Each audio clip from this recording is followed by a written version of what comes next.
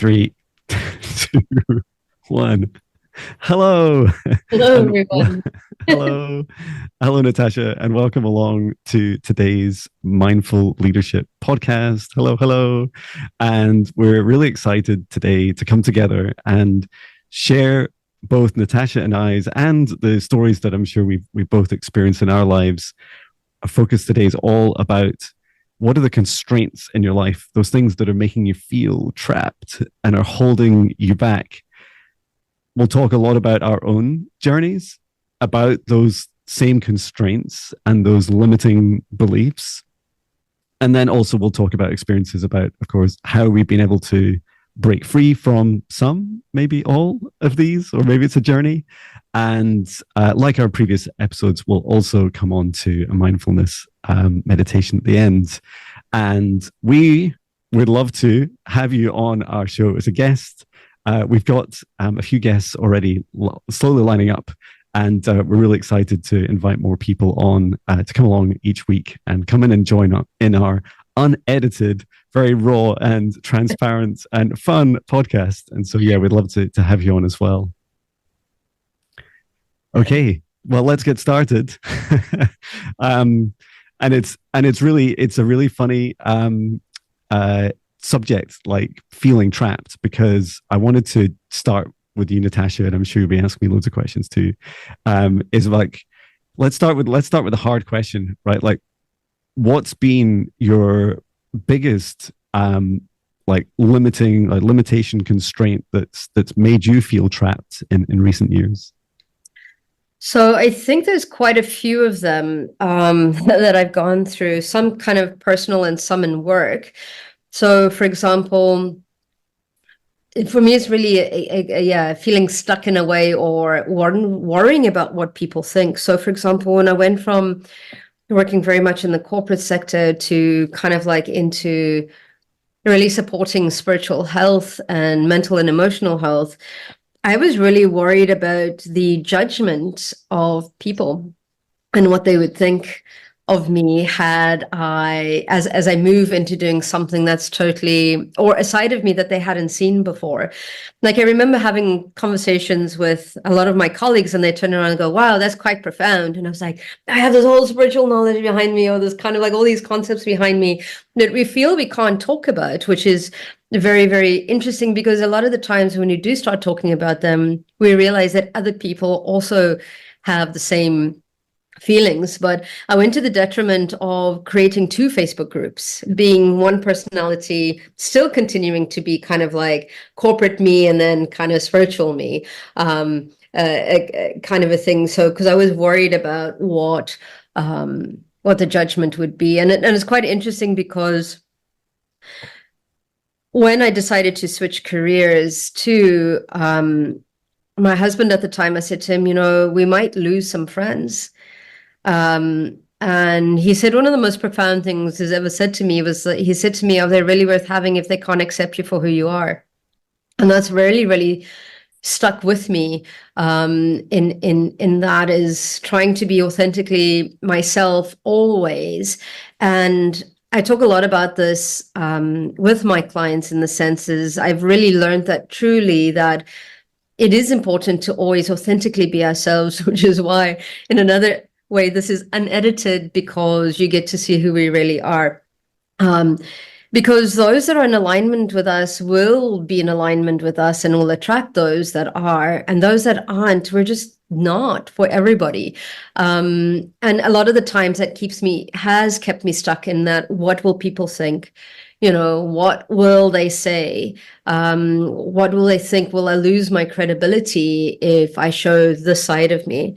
And I think we end up wearing different masks all the time in work, home, all the rest of that, because we worry about that. And that sometimes, for me, has kept me, at least in that transition period until I did that jump over that cliff to say, no, this is who I am. That kept me stuck in but what will this look like? I need to be corporate. I need to be in this box because people have put me I've put myself in this box and people see me in this box. So I need to remain in this box. At least that was one of the times where I felt kind of like really stuck, in the sense of really wanting to support people, but not wondering how they would judge me. I think that was one aspect that I faced earlier on when I started to switch into doing something else that I truly loved. Wow. Yeah, that definitely resonates with me. And I'm sure many people.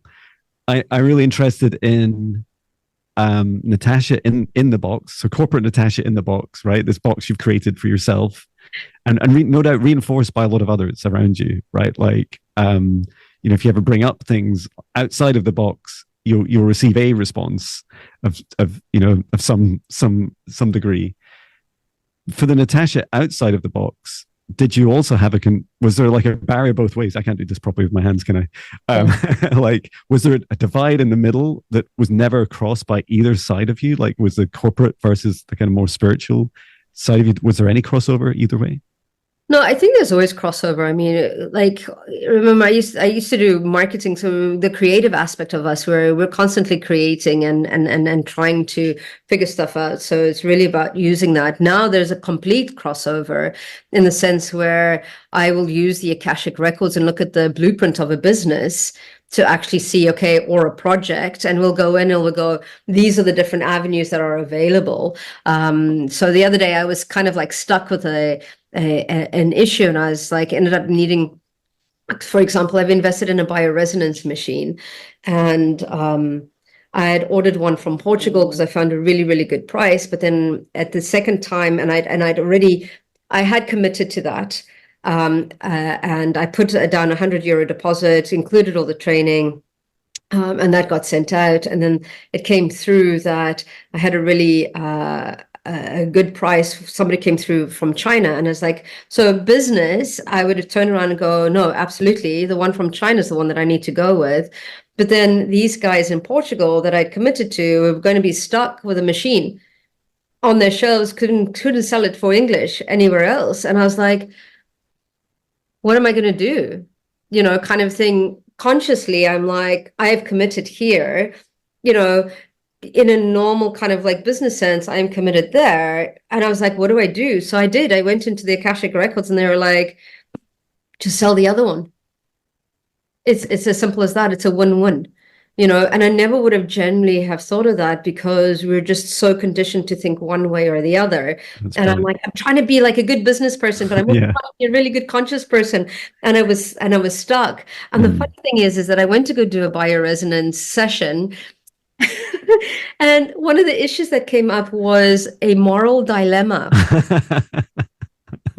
So I literally laughed out loud because it was just as I was trying to negotiate what Mm. was happening, because I was like, surely the €100 covers it if I've missed it, but they hadn't, created that. I was ready to lose that, but in that session, yeah, moral dilemma came up, and I was like, oh no, it wasn't moral, it was ethical dilemma came up, and I was Yeah. like, oh How my did you goodness, know? how did you know? How did this machine know? It must be real. So Um, cool. So I very much use the meditation practices, the intuition. I really do go into using a lot of spirituality in business as well. Now, I absolutely cross that over. And it was quite interesting when it came to that, because we're always on purpose and nothing happens by accident. And when I did start going into, okay, supporting people, I suppose with Reiki, craniosacral therapy, and Akashic records, I thought, I have 16 years of marketing experience. There's no reason I didn't do this for nothing. How does it fit? And then I was like, oh, start doing Akashic records for business. And then it started to inform a lot of decisions, or it's information that is there. It really started to get ideas or solutions that I wouldn't have thought of before, and that tends to help quite a bit. Although, again, being authentically me, I have people coming to me to do that specific, just like people come to you to do psychic reflexology. There's that specific that is there, and we attract those people that are in alignment with it, and those that aren't, it's okay. And I think sometimes we get trapped in kind of like, no, we need to be all things for all people, Mhm. and we don't. Yeah. I don't know, how have you experienced being Um, or trapped? oh, so many traps, so many constraints, and a real long list. And I want to go back in time to just over 2 years ago. So it was about 2 years and a month. And I was a senior manager in a big corporate company, a big global company. Um, I was running three teams doing artificial intelligence in recruitment, and we were innovating with it was quite controversial, especially back then. Doing artificial intelligence with anything to do with people, right? And like making sure it's responsible and fair and not just ethical, but really raising the bar. And my team or teams that I was managing, we were going through a lot of churn. People were struggling with the stress and anxiety. I had some managers leave. I was picking up more and more jobs. I think at one point I counted 5 different people's jobs that I was doing, and some alarming. So there was lots of red flags for me, like my health was one aspect that was like my body was like, we can't go on, John. My body's like, we can't do it. And I would meditate. By then I'd been meditating for maybe 5 or so years every morning. But it was like, you'd start the morning nice and calm, go on a morning run, do a bit of gym, do a meditation, and then the stress would be huge throughout the day and a very long working week. And this is many of us like around the world, right? And the first challenge I had is I didn't really know a way out of that at all. That was my constraint. Was like my first biggest constraint was just I didn't know that other things were really possible. And when you're focused on your 9 to 5 or whatever it was, 8 till 9 p.m. job, when you're focused on that, it's a very human thing, right? You tightly couple these things together. It's like, I do this to get money to survive, and that I am surviving. I'm putting a roof over my wife and 2 kids head. I'm paying for us to be able to exist. And it's funny saying those things because almost none of those are true, right? And the really funny thing is that what I was doing was creating a whole series of ever increasingly tighter and tighter constraints around myself. So these limiting beliefs, and so some examples were I started spending more money frivolously because I was earning a lot of money, but I couldn't see a way out of the job that I was in because I quite enjoyed the job. I quite enjoyed the company. Didn't see that anywhere else would be better. So that was one constraint. And then the next thing was, well, I almost don't have enough time to hire these other 5 people, which is ironic. It's like it's never going to be better. So that was another constraint. And then I was like, but I don't know what else I would do. Like, even if I wasn't in the industry at that time, what else would I do? And there was music, and there was my spiritual kind of hobby thing of doing, energy clearing and healing for people. But it was just like once or twice a week. And I didn't know that people did it. I didn't know that people like you, Natasha, doing it as a job. I didn't even know it was like an industry at that time. And then there's all the other things like, a car, a house that was largely too big, a mortgage that was, going on for decades ahead. And just this ever tightening, like feeling that all these things that I do each day were getting smaller and smaller and constraining me more and more, even in my work. And all I was doing was working harder and harder, and that this was just going to end up with me going off sick. And I would have counted myself lucky for that being the only kind of consequence, of just having to take time off or unpaid leave.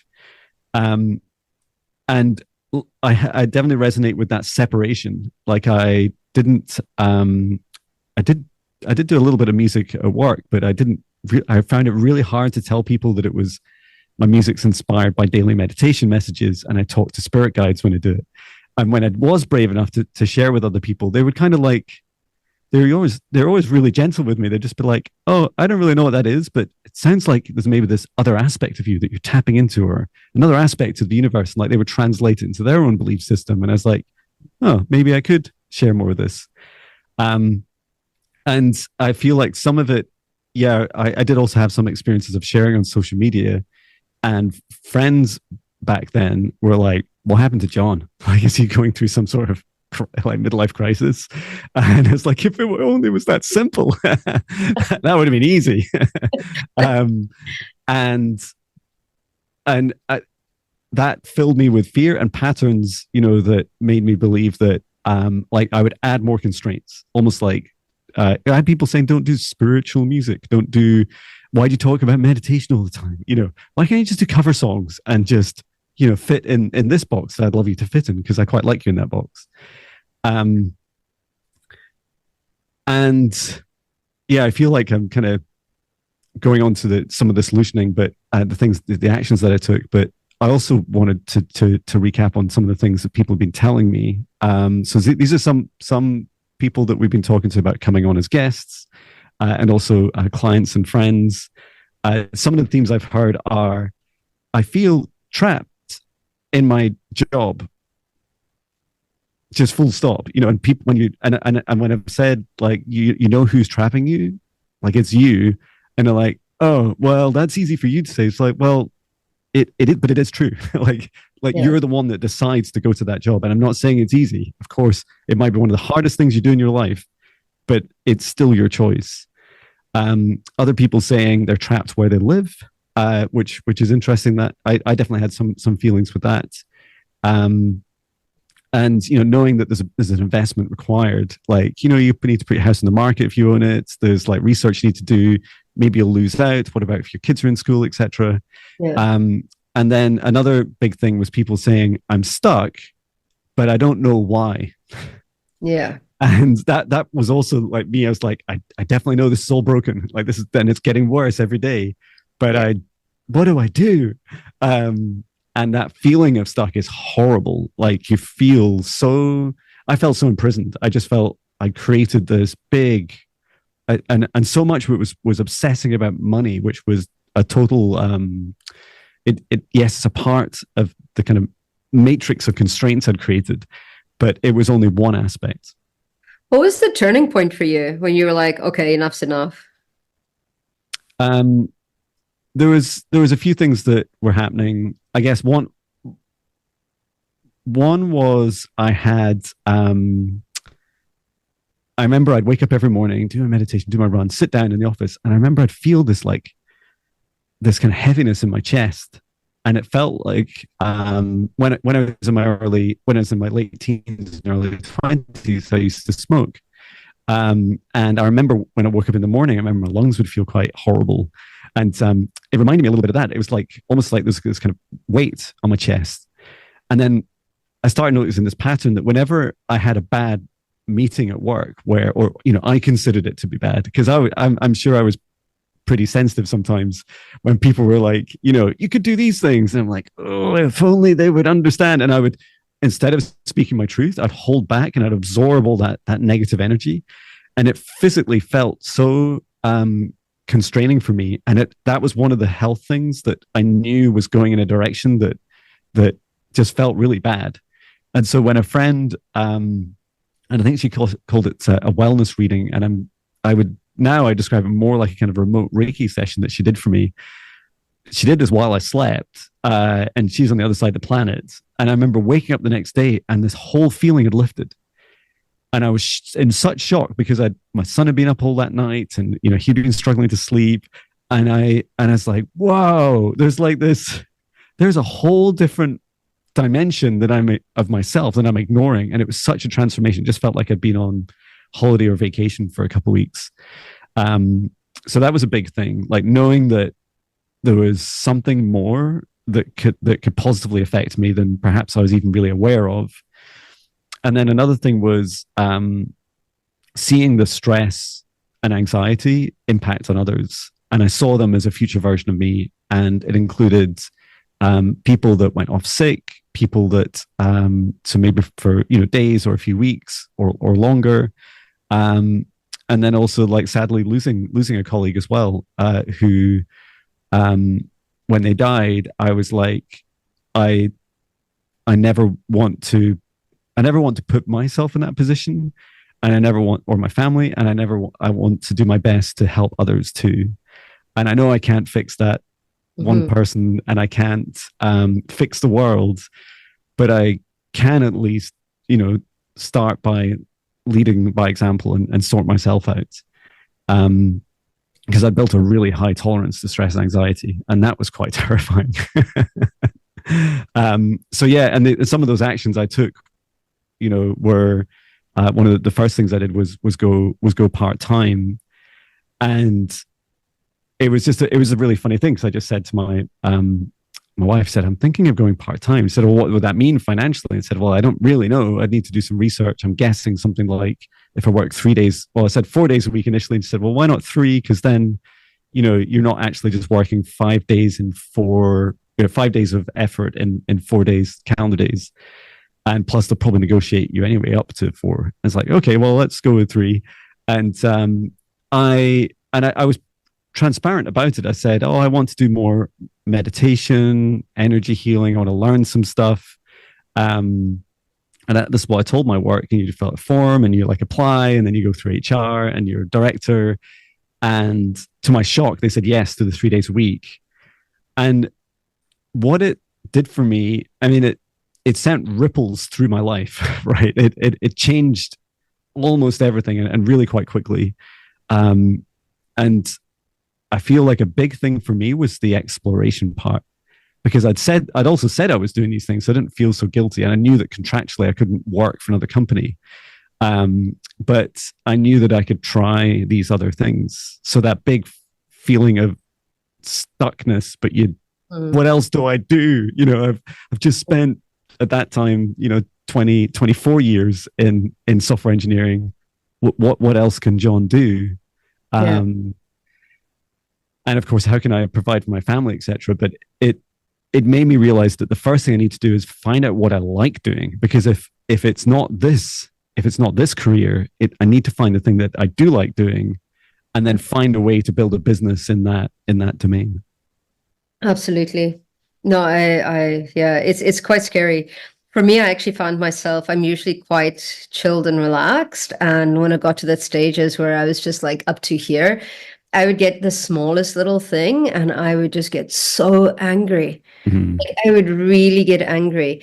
And it was the slightest thing that wouldn't annoy me earlier, but it was like one thing on top of the other. And I was just like, I can't do this anymore. And again, it was the physical aspect for me that really was just like, okay, my health, my body's telling me like enough is enough. And that's how I jumped into that journey. But for me, I was lucky because my ex-husband was the one who, like, good on him, like took on that extra pressure because it was two salaries. We went down to one, Mm-hmm. where I did all this learning as well. So I'm very grateful for that opportunity to have been able to do that. But a lot of my clients don't have that opportunity. Yeah. And yeah, so and a lot of what my clients tend to say is one, even if they're switching from one job to another, is do I have the same skill set? And then if you've been with a company for such a long time, you know everyone, you know how things work. So sometimes it's hard to jump ship as well into something else, Mm-hmm. and you don't know if it's better on the other side, but one never knows, right? Yeah, that's right. Yeah, yeah. And But that's through. I want to talk about fear. I was so scared. Yeah. I was terrified. Like it was eating me alive. Like my fear was just like, it was so intense for really two years, almost like to the month. And that fear started with, as I was saying, like, but I just don't know what else I would do. And so that was scary because and then as I started doing, more of this work, and a bit like I was learning a bit about manifestation, and then I was like helping some clients with that too. I started to realize I see the fear through a constraint, or a limiting belief like this is a door, and that there's this big ugly like horrible dark fear or being stood in front of it, and Yeah. they're like, I'm never going to tell you what's on the other side, but I want you to be terrified about that door. And I was like, no, like, but what's on the other side? Please, like, please just tell me just a little glimpse. No, like, you're not allowed to know. It's like it's some sort of universal law. No one's going to tell you what's on the other side of that door, because if you knew, you wouldn't be scared, and you wouldn't be able to step through address your own fear if you didn't know, if you already knew what was there. Because it'd just be like, yeah, I got a promotion by, just by leaving my company, and now I'm just working for myself, and it's even better. And I knew that. Yeah, I just knew that already. Like that, the universe doesn't work like that, fortunately or unfortunately. And I feel like, um, for me, I for me in the first year in particular of going part-time, I was just terrified I was going to lose my job, which is so funny. It's like the irony is beautiful, right? It's like I would go into meetings on a Tuesday morning and I'm like, oh, how were things while I was off for, 4 calendar days or 2 working days? Oh, John, you missed this, that, and the other. And I'm like, they're going to fire me because because I wasn't there. Even though they don't pay me on those days, and including the weekends, I'd be like, that's me. I'm done. Like, where's all this going? But equally inside of me, I knew that there was also a trajectory where I was leaving anyway. And only really in the second year did I start to gradually traverse. And I think probably in the last 6 months or so, did actually consciously make a decision. And in that journey, I saw there was a door. And I was like, in the second year, I was like, John, it's actually a door and you're actually terrified of it. Like, and I started vlogging. So December, I think it was December last year, I started doing a private vlog. And I was like, John, you're terrified. Let's talk about it. Yeah. Yeah. Yeah. It's actually quite funny because we turn around and go, what is the fear? And it's like diving into it. And we usually say, what you resist will continue to persist. So choose it. Choose it, because then choose the fear, because then you're getting in front of it. Like you say, you're looking at that monster in the face and you're going, okay, like, let's see it as a challenge. Like, let's like, move through it. And a lot of us talk about, if you're not living in a space where you're pushing yourself, where it is a little bit scary on the other side of that. I mean, starting this podcast, for example, and then it's not big enough. And I think it's about pushing ourselves to excel as well. And the other thing is, sometimes it's like you say, it's not only about moving jobs, but speaking to your manager, creating the job that you desire, even where you are in your current position, right? Because, like, looking at what do you enjoy doing, because what you enjoy doing is what you're really good at, and that's what allows time to move faster. It helps you to step into your creativity. Then perhaps it's like, not asking if it can pass on aspects of your job that you don't really enjoy, which somebody else would enjoy, kind of a thing. So it's looking at, like you say, having that conversation, saying, hey, I really need 3 days a week, and you were surprised that they said yes. And it's the other thing that I talk about. Like, some of my clients are wanting to move positions, or there's positions that are coming up, and I'm like, write your ideal job description and your ideal salary, and let's manifest that. Right? Put it down on paper. What is it that you enjoy? Because I think that's it. A lot of the times we don't know what we like. Yeah. We don't. That's the key, right? That's the key to the door. And you're totally right. And I saw so many people that I worked with, and still, and clients today, who would tell me this, and they'd say things like, "Oh, I'm thinking of leaving my job," and you'd say, "Oh, why?" And the answer was never because my dream is this, and I'm going to be this. The answer is always because of these horrible things I don't like about the job. Yeah. And it's like, now, just to be totally clear, there is an entire infinite of universe of things that you can hate about the job, right? And it goes on and on and on, and it's unique and different for everybody. But there's only one, like, dream life that you really want to achieve, and it's totally unique to you, and it's much more finite in its definition, or it's easier to at least feel it, draw it, write it, talk about it. And that was a huge leap for me. I did that in December. I did my first, and it's so funny because at the company I worked at, they did this whole thing all the time, and they did it very publicly, where they take the future, like, 3 years in advance, and then write the thing, like the products you want for your customer. And I thought, well, that's kind of good, but it didn't really cover me and my family. So I added in loads of things, and like the behaviors about my own, like, tenets about how I wanted things to happen. I didn't want to just earn a ton of money and be super unhappy again. I wanted to, have like freedom of traveling and a great work-life balance and be so excited and passionate about the work, and that they're all tied together as what is success for me. And so I wrote this future vision and started sharing it with people, and it's so fascinating. It was so vulnerable. First of all, I was like, are they gonna, like, I don't know, fire me as their coach because they don't agree with what my vision is, which is a really funny aspect of fear. But everyone that's read it has been, and it's pretty, like, it starts out pretty woo woo, right? It starts out like, I'm gonna help, like, rebalance darkness and light in the universe, because that's one thing, one of my beliefs I want to help with, and then I kind of work backwards from there, and how my dream life will be. And recently I put it on my website under jonbinnie.com, about me, and you can see it there. And I also found it really helpful because when I'm in these conversations with people, I just say, like, you can see, this is the thing I work from every day. I read it every morning and I go in and I tweak it because I'm always evolving my dream life. And I talk to my wife, I talk to my kids, and that is the thing that I'm heading towards all the time, every day. And as soon as I wrote it, like, it painted for, like, I imagine this visual of this door of fear suddenly became totally outlined. It was like there's this beautiful bright white like lights of, like, my future vision, but in front of it was this big door of fear, completely dark and locked. And I was like, I've got to, that's it, Jon, we've done it. Like, we found out that's the thing we need to get through. It's just it's that one thing I need to do.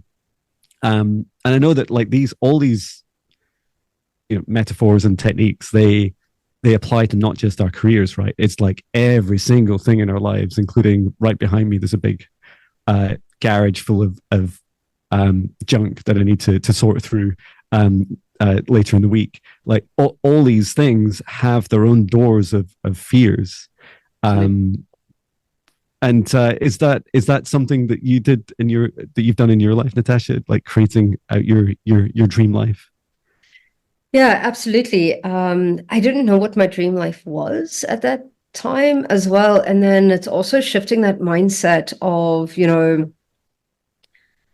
it's like, I need to make X amount of money every month, right? I need to at least make this. And the hardest part for me was shifting into looking not only at the financial value, but time value as well. I mean, I've got a 16-year-old and a 13-year-old, and it's a very short time while they're still at home. So looking at that, where do you bring in that balance, right? And where do you do something that you love? Because I have this tendency to be a workaholic. Like, I love what I do. Even when I was in corporate, like, I loved and I believed in the companies. I was so grateful to work for the companies that I did. They also technology, also, pushing the boundaries of society, pushing the boundaries of technology. And I've learned a lot from the managers and, the people there. And I was like, how do I carry that over? Right. And it's it's letting go of that fear of the unknown or the certainty. And I think certainty is a glass ceiling for us, because I think as humans, we want to be certain that this is what's going to happen. And because we are certain that this is going to happen, it actually caps what we want to happen, right? Because you could have that or something more or whatever it may be. But it was very much okay. And that's how it worked. I was like, okay, to replace my salary, I need to do X amount of sessions a month, and they need to cost this amount, right?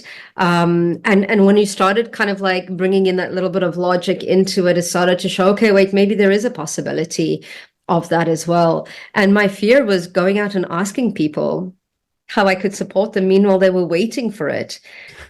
And I was like, oh my goodness, like it was that aspect of asking, saying, hey, I'm running this course that I really think would benefit you. Feel into it, see how it works. That just that ask I was just like, oh my God, rejection, rejection, rejection, kind of a thing.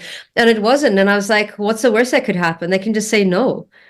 It Yeah. doesn't mean they're rejecting me. It means that it's not in alignment with them right now. And that's okay, kind of a thing. So, and I think that was one of my fears of kind of like, I need to do this, I need to do. And I did. And a lot of the times I was spinning my wheels, doing a lot of work in that sense for like, only helping a few, but it's like, no, now it's shifting in the sense of how can I be of service? The financial backing will come.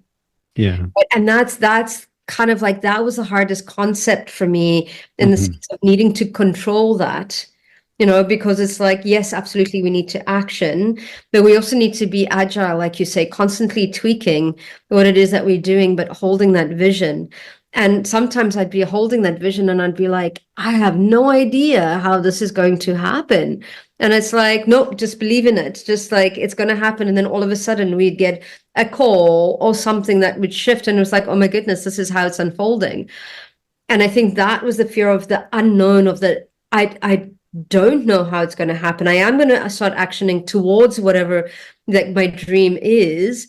And yeah, I started looking at the value of money and the value of time very differently. Because I started looking at it from a space of, I think when I was working through it was a space of lack, a fear of not having it. Whereas now it's more of a, okay, how can I be of service? And then who can I support? And then that brings in the funds from that. But it's also, I'm still trying to get that work-life balance, because if I get any inkling, I'm like, because I love what I do as well, it's like, yeah, I could do this all the time, right? I mean, I had 3 jobs at a stage. I've always, like, I started working when I was 15, and even then I was like, I finished like my high school in South Africa. I had, I was studying at college and I had 2 jobs. Like I was like, my mom, even before I had my driver's license, was picking me up at one job. I was getting changed in the car to go to my next job. Right. And when I was in Edinburgh, like literally there was Fridays I'd work 21 hours. I was 21 Wow. at that time. I'm like, who needs sleep, right? Yeah. But and I got to a stage in my life where I was like, if I'm not working or sleeping, I feel like I'm wasting time. And that was like a whoa, you Mm-hmm. know, kind of a thing. That was like, holy smokes, you need to slow down. So now I try and look at the value of the time that I have. So being flexible enough now to schedule my days where I can have breakfast with the girls. I can have dinner, at least a sit down dinner with the girls as well. And then that's kind of like, and then in between that, I'll do what I want to do. And but it's that fear of like, how do I put food on the table if I don't work these amount of hours, right? But it's a Mm-hmm. blink, and they've grown up and they've moved, and like, how do you manage that, Yeah. part of things? And a lot of the times I've noticed with some of my friends and some of my clients that still have that mindset of needing to, and absolutely we're trying to move forward in our careers, but there needs balance, because I have some friends that are going to wake up and they haven't created space for a partner. Mm-hmm. And then it's going to get to a stage where later on in life, and it's kind of like, do you want a partner? And you don't have to or not, but there's a lot of Yeah. them kind of like turning around and going, I don't have space for anybody else in my life. It's me and my work, which is fine if that fulfills you and that's happy, and all the rest of that. There's no criticism to that. But I have been finding a lot of my clients are like, I really wish I'd like a partner, but I'm working 18 hours a day. I was like, you've got no Yeah. space for a partner. You've got Yeah. no space for a family. If you're working 18, 15, 12 hours a day, you haven't created the space for it. Yeah. Wow. Yeah. I want to talk about money, and I want to talk about a couple of things to kind of part introduce it. I feel like you're touching on their entire podcast in themselves, but it's like self love and self worth and looking after our bodies. It is like an underpinning like foundation of our sustainability and our happiness and our health. Mhm. And yeah, you touched on that really powerfully, that when we're compromising those things, like I experience as well, is that when you take that kind of non-negotiable part, your body's saying, this is non-negotiable. And you're like, it is. I'll do it for just a little bit more money or a lot more money. That, we do bad things to ourselves and it's not sustainable. I think the other really fascinating kind of Western cultural ideas we have is that we it's like we tightly couple these incredible things like every like minutes. It's almost like 9 a.m. at 1 minute past 9 a.m. I need to have earned a certain amount of money. And so there's like almost like an amount of money directly connected to and correlated with each second, each minute, each hour, each day, each month that goes by.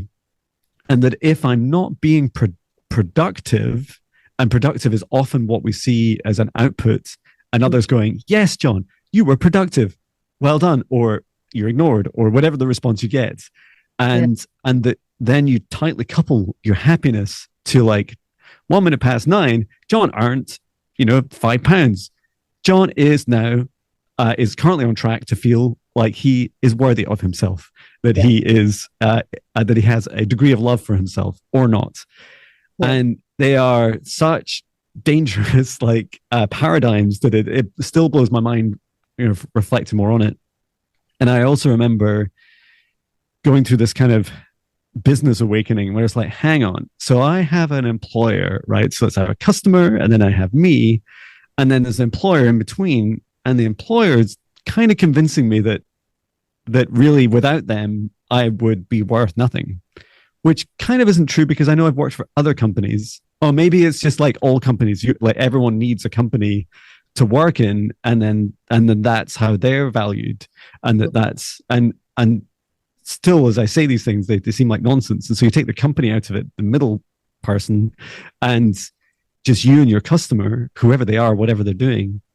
Well, why wouldn't they pay you even for the things you were doing that you didn't like doing? Like they were actually paying you. Like they were literally other human beings giving you their money, but they were giving it through this proxy.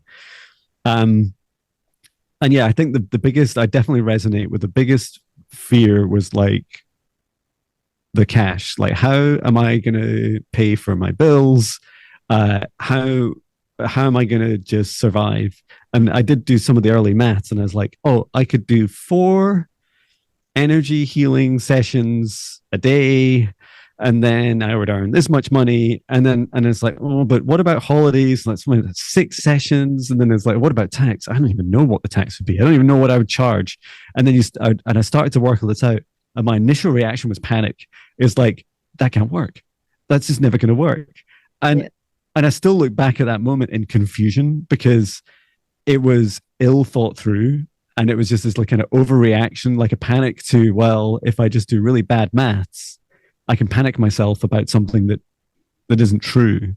Yeah. And I had to, and that was only last summer. And I had to go through like that realization that it's not as simple as that. And don't, as soon as you directly correlate every minute that you're doing, like pushing and this very masculine thing of like, I must create, I must like me man, make fire. Like I must like do that thing. That's what brings in money. Like it's also not true. And the magic part, which no one can tell you, and you can listen to a million podcasts until you've stepped through that door of your fear, on the other side of it are things you could never have imagined.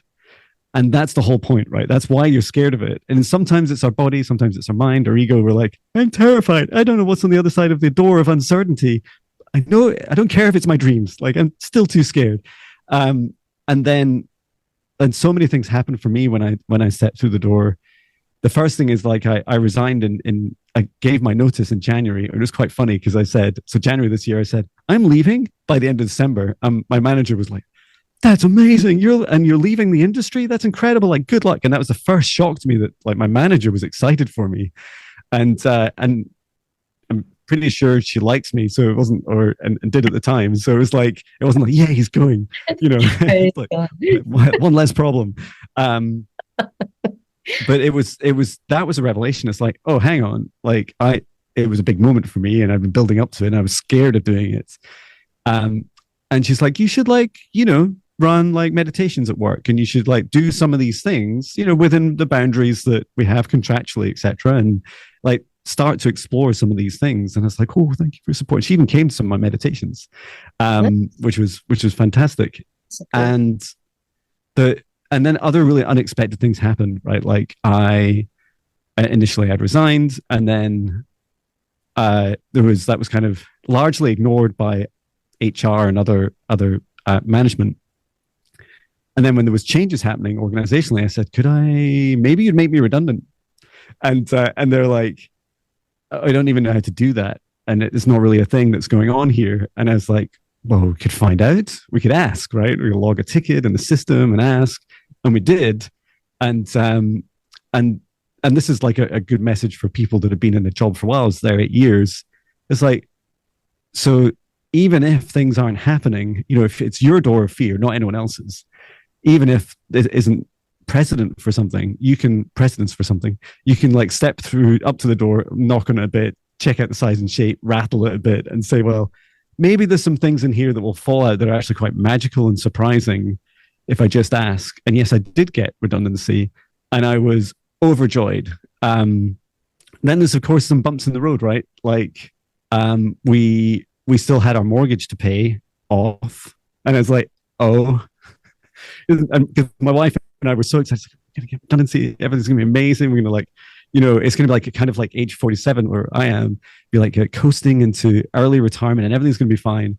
And it was like, no, it's like who's gonna pay the mortgage? Like, you can't get a new mortgage on a business that doesn't exist yet.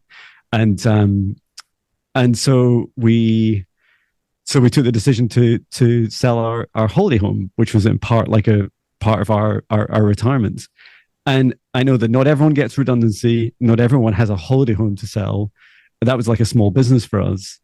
But at every step, something magical happened. The redundancy was more than we expected. The terms were better than I expected. I got to leave stop physically working in April and leave the company in May instead of December.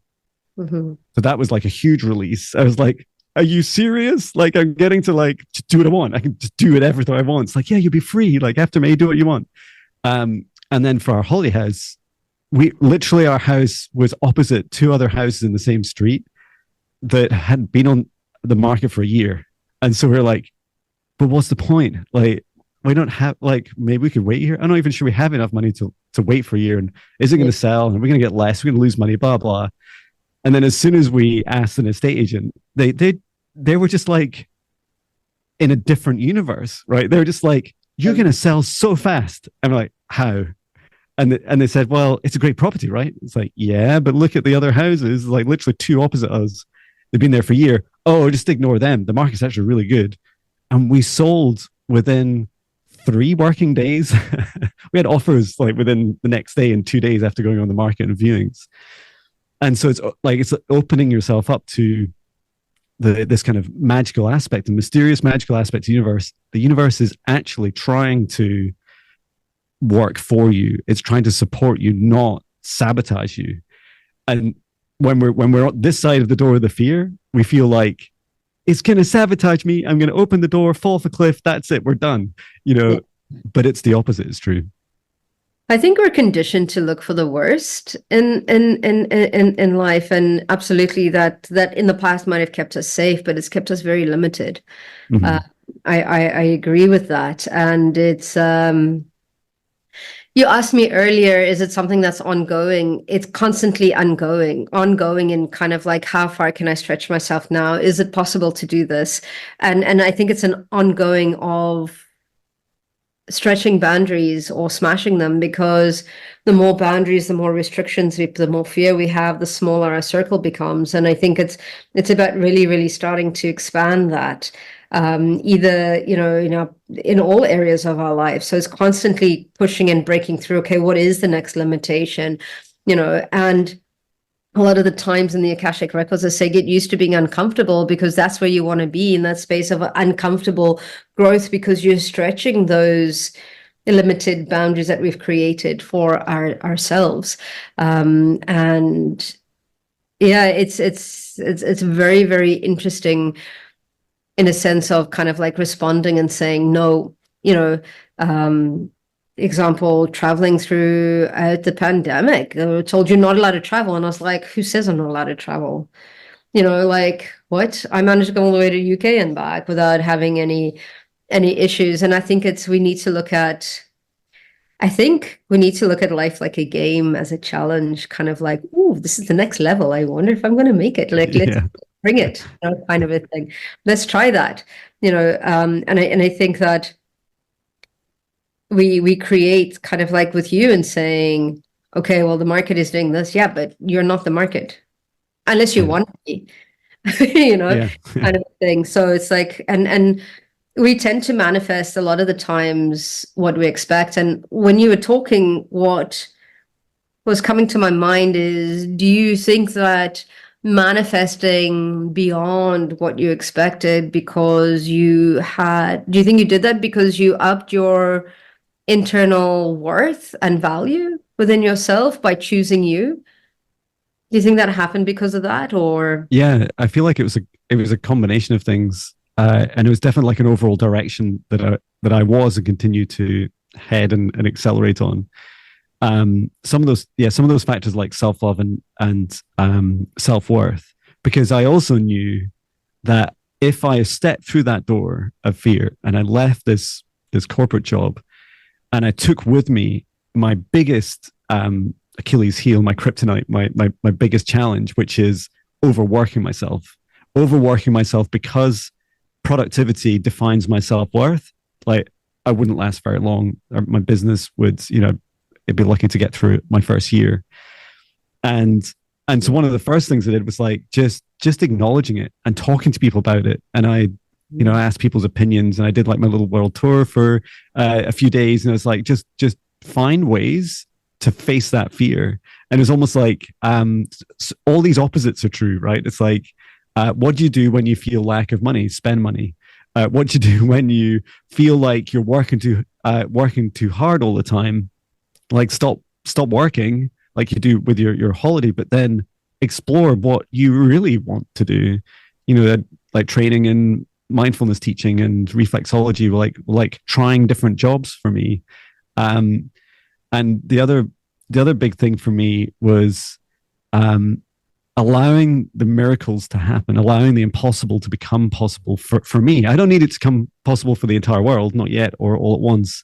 It just needs to be okay for me. And I also had this realization that I'm not starting a company of 100, 1,000, 100,000, or last company was 1.8 million. It was like, I'm not. It's just me. I only need to pay me enough salary to look after me and my family. Like it's not that hard, Jon. Like you can do it.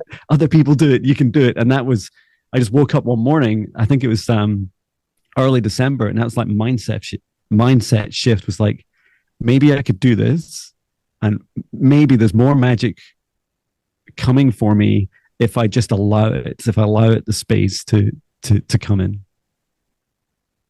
Yeah, absolutely. I think if they say life turns out what you expect, not what anything else, but it's like, yeah, what you expect is what we create. And I think that's important. And I think once you start looking at, the universe is working for us, or, God create a source that's a collaboration. And then sitting in that space of, responding to what life throws at you, at the opportunities, and grabbing them. And not being scared to grab them. That's the other thing. The fear of grabbing these opportunities that show up because we don't know where they're going to. We don't have certainty of how they will complete. Yeah. And I love like what you did. Like when you're unsure about one like approach you can take, if you're unsure about money, go and talk to your customer, right? You don't even need to be entirely sure what it is that you're going to do. Like you'll know them because when you talk to them, they'll share some of the needs that you're looking to fulfill. And when I started talking to people about, mindfulness training, and then going on to more advanced like psychic training, and I just met them face to face, and I met them in some of the classes that I was learning at, so being a student at. And when I spoke to them, it's like, hey, I've got lots of questions for you about like, these sorts of things that you would like to be able to do, and what are the challenges you have. And are there any things? Have you looked at anything similar? Like, do you know what the costs are for those? like that was kind of just at the end, was just like, what would that be? And it was always about just solving a customer problem, because it's so much easier as a human to think like that. It's like I can go and ask another human in person, and I can go and say, hey, what do you want? Because I can help. Or our customers are always telling us as well. It's brilliant that you've said that. Like I've just had somebody recently come in and say, okay, can I do like a 12-week session with you, or like, every day, like, every day or whatever it is. And I was like, oh, I was like, you're the second person that's asked that. Maybe I need to Wow. create a 12-week mentorship program. And that's how a lot of my products are birthed, is because it's kind of like, it's that opportunity, that co-creation that's coming in, because some people it's need to do deeper work, and that's who I'm calling at the moment. And a lot of the times, on a spiritual sense, is like the work that we need to do within ourselves as well, which is absolutely brilliant. So that's the other thing that I did. I was like, I want to do this kind of like 21 days of releasing limitations, and how do I hold myself accountable for this? I'm like, okay, I'm going to put it out to my community. Who wants to run this with me? And we end up drawing a lot of people, and that's a co-creation, co-collaboration, that is happening. And I'm enjoying doing that. And I get very curious, and I absolutely see it as a open to receiving and open to seeing how things unfold. And I think that's what makes life exciting for me right now. Oh, I really love that. Yeah, I Yeah. love I love listening to. I found it quite shocking an experience, because there's kind of no company in between. When customers start, like they were saying to me when I was doing clinical reflexology, and they said, you do like psychic stuff as well, right, John? And without really knowing what it was, because I was still a little bit scared sometimes telling people, maybe they're going to run after with pitchforks and torches, and but no, trust your customers, right? And because they're there for a reason, and Yeah. often it's like the universe talking through them. And they said, I think it was like three or four customers said, you could do more, like you could bring in more of these aspects of your work. We'd really love that. Could you offer it? And it's like, I didn't know how. I just didn't know how. And then what was the next thing that happened? I went to see one of my teachers, and they did some like mindfulness meditation and reflexology. And it's like, I've never seen that done before. You can do more than just what other people do, right? You can just like make it up yourself. You can innovate and use your customers as that guiding light. And the first couple of sessions I did, I was just blown away. So it's like I already knew how to do it, but I just needed someone to ask for it. Like that blows my mind, and it was so much fun. That's a job I want. Like that's my job. I'm doing that now. So yeah, that's been a really beautiful experience. I am conscious of time. Before we go into the mindfulness meditation, is there anything else you'd like to share or ask, Natasha? Yeah. I think to share is like, I love how what you were saying there is your customers are asking you to be more authentically yourself in all Yeah, yeah, aspects, right? Which is absolutely brilliant, because it brings us full circle into, being who we are in this world. And it is a discovery. It's a constant shift. It's a constant change. But yeah, no, I'm enjoying exploring this with you. Thank you oh, for all the fabulous. sharing, because yeah, it resonates with me and so many of my clients for sure. Oh, fabulous. Thank you. Likewise. Okay, yeah. So it'll be a little bit shorter today, our mindfulness meditation. But yeah, let's go on a journey together. Mhm. So when you're ready, I'd like to take 3 deep breaths. So join me taking a deep breath in through the nose and breathe out nice and loud.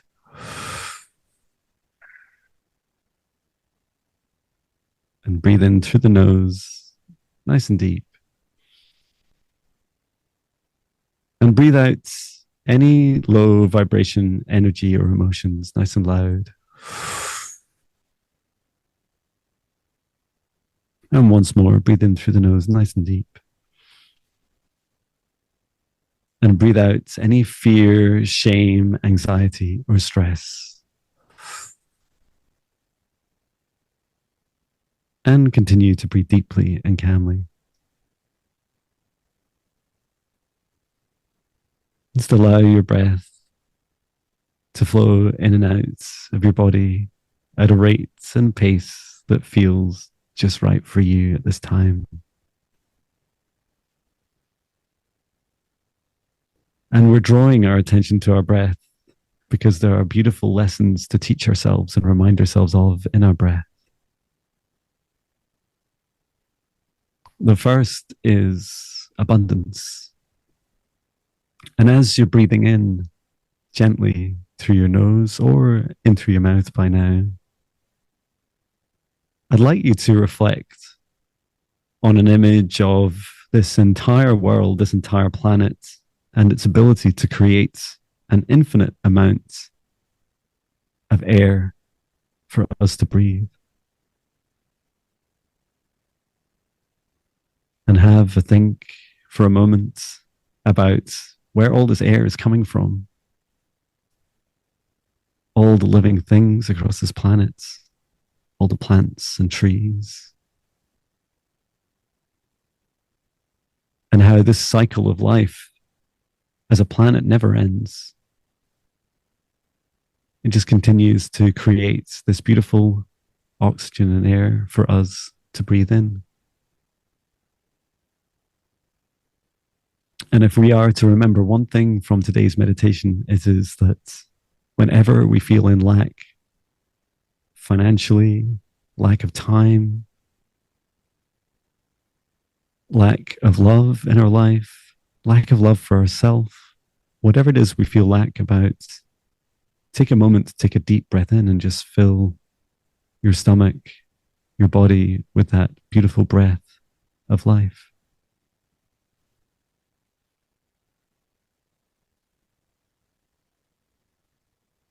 And you might want to do this several times. Maybe the 3 deep breaths that we had at the start will allow you to fill your body all the way out to your fingertips and all the way down to your toes and all the way up to the top of your head and down to the base of your spine.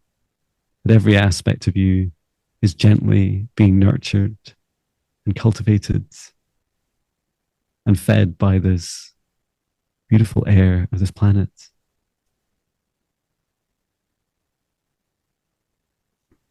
And now I'd like you to also reflect for a moment on your body and on your life, your dreams, the dreams that lie ahead of you. I'd like you to imagine for a moment in your mind's eye that there is a future version of you about 3 years in the future. And this future version of you is living your dream life. These are all the goals that you want to achieve. These are all the things that make you happy, all the things that you need for yourself, and that you're with all the people that you want to be with. You're in a place where you want to be, and you're doing the things that you love the most. And this is your dream life that only you can define. This vision is a gift that only you can give yourself, just like only you can breathe in deeply for yourself. And I'd like you now to just transport your mind for a moment to that future version of yourself 3 years in advance. And you're living your dream life. And I'd like you to ask yourself a few short questions, after which I will leave a pause for you to answer. And the first question of this 3-year future version of you is, how does it feel living my dream life?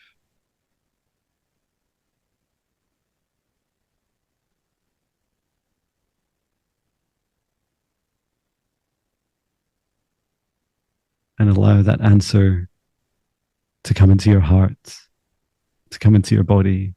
Allow your body to answer also.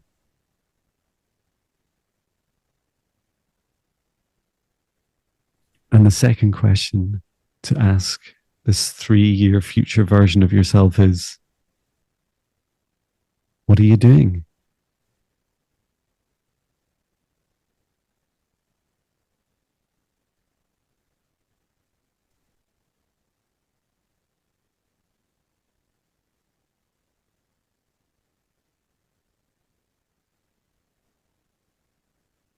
And the third question is, for this 3-year future version of yourself, living your dream life, is who are you with?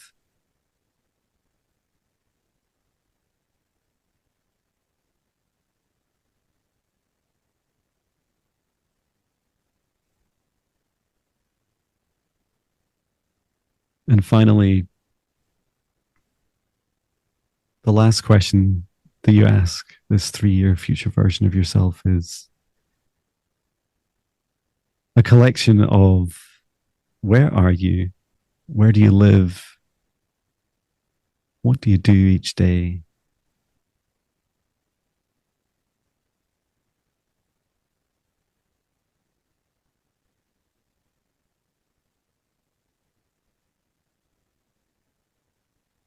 And as you've allowed yourself to answer these questions, and know that you can come back to this meditation anytime, or simply take a moment to journal some of these questions to yourself, I would like you to remember this feeling that you feel right now in your heart. That feeling could range from uncertainty, mystery, perhaps even a little fear, or all the way through to a really beautiful excitement, a joy, a level of happiness that perhaps you never thought was possible for you to achieve in this lifetime. Perhaps it's a job you never thought or believed could exist. It will exist when you create it.